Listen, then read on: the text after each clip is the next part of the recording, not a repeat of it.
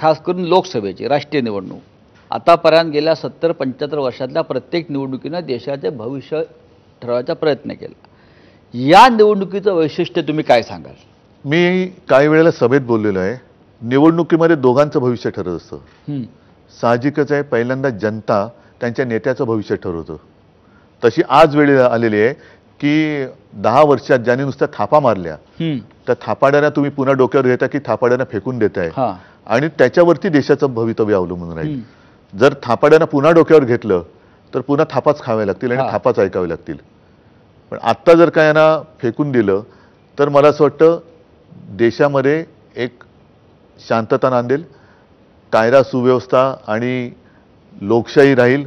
अन्यथा देशासमोर मला असं वाटतं की काळे दिवस आहेत. म्हणजे आजचे दिन होते ते काय आले नाही, पण आता कदाचित काळे दिवस येऊ शकतात.